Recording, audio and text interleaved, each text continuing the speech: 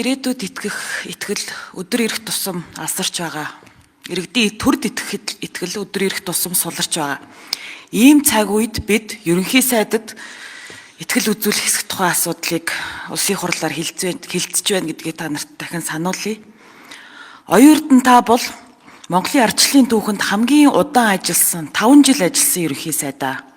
Тэгэхдээ засгийн газрын сайд нараа өөрөө томилох гэх мэт урд хожид байгаагүй маш их улс төрийн эрх мэдэлтэй байсан. Танай кабинет дотор зөрчил гарсан бол таны л томилсон хүмүүс. Мөн эдийн засгийн хувьд та хамгийн их эрх мэдэлтэй байлаа. Ерөнхий сайдаар ажиллах хугацаанд хамгийн их төсөв хөрөнгө зарцуулсан. 2021-с 25 онд зөвхөн төсвийн зарлага 120 их 80 төгрөгт хүрсэн. Энэ бол татвар төлөгчдийн хуруу умсаа хуглан байж олсон мөнгө. Монголчууд бидний байгалийн баялгаа заран байж олсон мөнгө. Гэтэл энэ хугацаанд монголчуудын амьдрал ингэж сайжрлаа, ийм асуудал шийдэгдлээ, тэдэн ажлын байр бий боллоо, залуусын мөрөөдөл ингэж биеллээ гэж ам бардам хэлэх зүйл нэгч байсангүй. Тийм ч учраас ардчилсан нам хамтарсан засгийн газарт орсон.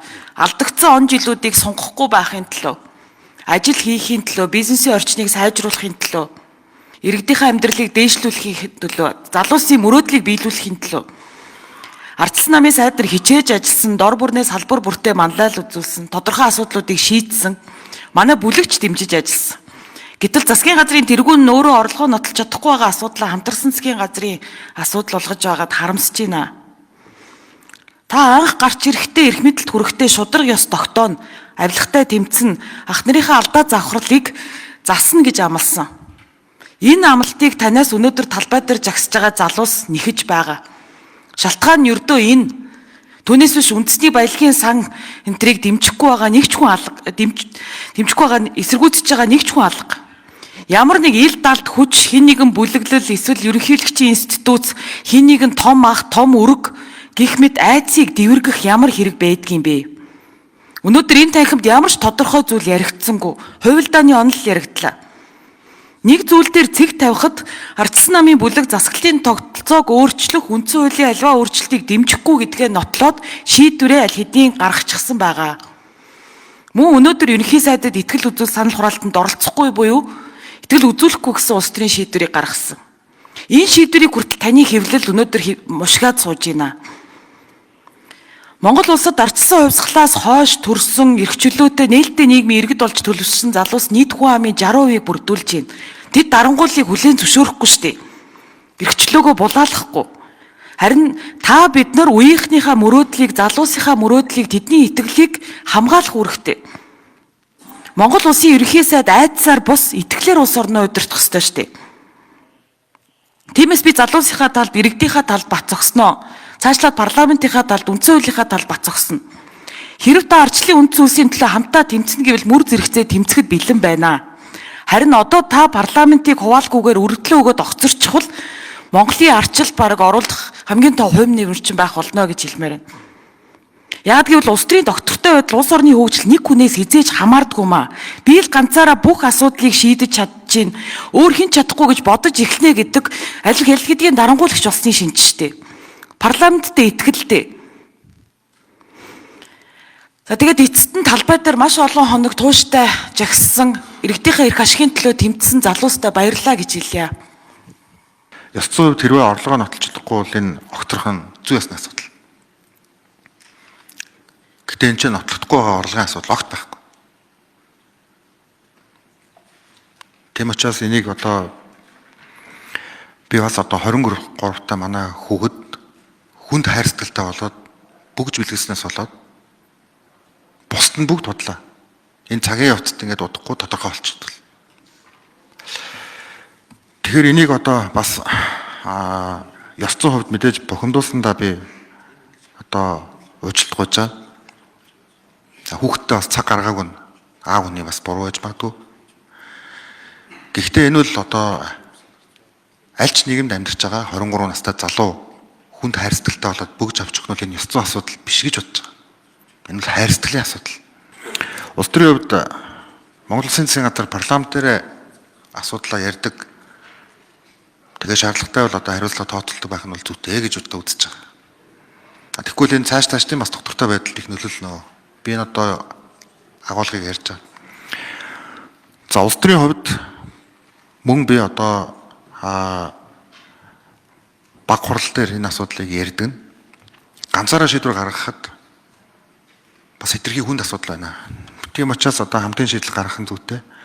За тэр дундаа одоо парламент энэ асуудлыг одоо өөрөө шийдэх нь зүйтэй юм аа гэж бодож байгаа. Ерөнхий сайдын хувьд юу вэ гэхээр би итгэл үнэмшилтэй одоо ч хатуу хэвээр байгаа. Тэр нь юу вэ гэхээр энэ шийдвэрээс болоод нийгмийн эдийн засгийн байдал хөгжлийн бодлого төлөвлөлт ухарчул яана гэж би айж байгаа. Тийм учраас өнөөдөр би энд та бүхний асуултанд хариулаад ингэ сууж байгаа. Тэрнээс өргөдлөөгч шиг амархан зүйл байхгүй. За энэ парламент 126-тай болж бүрдсэн нь бол Монгол улсын арчлын түүхэнд бол одоо тодоостод бичигдэх ийм алхам босон гэдэг ийм хатуу итгэл үнэмшилтэй би байгаа. Маш их одоо бахархаж байгаа. Зөвхөн тойргоо сонгогдсон гишүүд биш, нийгмийн сегментийг төлөөлсөн олон дуу хоолой орж ирсэн нь энэ парламентын хамгийн онцлог зүйлээ. Тийм учраас мэдээж дөнгөж одоо 10 сар болж байна. Парламент өөрөө хэлбэршин бас төлөвшөж байгаа ийм цаг хугацаа гэж би бодож байгаа. За 126-тай парламентод маш их хүндэтгэлтэй хандж байгаа учраас миний хувьд өнөөдөр илэн далангуу бас энэ ярих энэ зүйл маань өөрөө бас парламентын одоо арчилд оруулж байгаа миний өчүүхэн хувь нэмэр гэж би бодож байгаа. Тэрнээс учир битүүлэг чимээгүй за одоо ингээд нэг юм ингээд явчихыг би бас хүсээгүй. Тийм учраас парламентын хувьд олон сорилт ирнэ. За дэлхийн маш их хуваагдмал болчлоо. Дэлхийн том гүрнүүд өөрийн бодлогоо ирээ зэргүй тулгадаг болчлоо. Тэр өнөөдөр байтугай сорилтыг Монголын парламент даван туулах өдөр ирнэ. Тийм учраас бид нар асуудлаа юу ч болсон ил тод ингээд шийдлээ гаргадаг л байх хэрэгтэй. Парламентын хувьд мэдээж одоо ерөнхий сайдын хувьд хамтарсан засгийн газар зөв гэдэгт би хатуу итгэл үнэмшилтэй байгаа. Ягаад гэвэл эдийн засгийн хүнд байгаа учраас би тэгж бодоод байгаа шүү. Парламентын хувьд олон шиг цөөн шиг байж мэтгэлцэн болж хяналт тэнцэл байж асуудлыг шүүмжилж тэр асуудал нь өөрөө ил тод байдлыг хангаж явах ийм алтан дүрмийг би өргөж бас дэмждэг. Тийм учраас батлууд гишүүний бас хэлээд байгаа үнэн. Хамтрахгүйгээр бас бүх зүйл одоо ингээл болохгүй болчих гээд байгаа тийм зүйл байхгүй. Адилхан л тоотой парламент аль ч улсад зөндөө байгаа. Тийм учраас амьдрал үргэлжлэлгээрээ л үргэлжлэн мэтгэлцээ явдгаараа л явна. Тийм учраас парламентын арчлалын хувьд бол энэ одоо илүү тийм одоо шинэ соёл болж цаашдаа бид нар илүү парламентын мэтгэлцээнээ төвлөржүүлээд ингээл явах нь л одоо хамгийн чухал. Тийм учраас энэ бол та бүхний хувьд бол цаг хугацаа эхэлж байгаа зүйл юм аа. Энийг одоо бид нар дор бодох хэрэгтэй.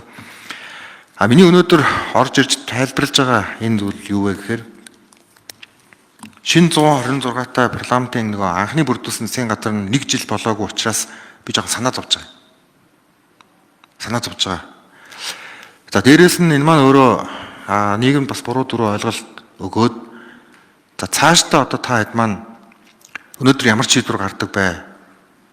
Засгийн газраас илүү за нэг ингэсэн тэр тэгсэн тэр мэдлэхгүй өнгөрчлөө орж ирсэнгүй ингэсэнгүү тэгсэнгүү гэдэг ийм деталаас илүү том зургаар нь энэ бол бидний бүрдүүлсэн засгийн газар ийм агуулгаар ингэж хандхан зүйтэй гэдэг яг энэ зүйлийг нь бас дэмжих нь нэг үрлэл бид нар хамтдаа нэг завин дээр байгаа шүү гэдгийг би бас хэлэх нь зүйтэй болоо гэж бас бодсон.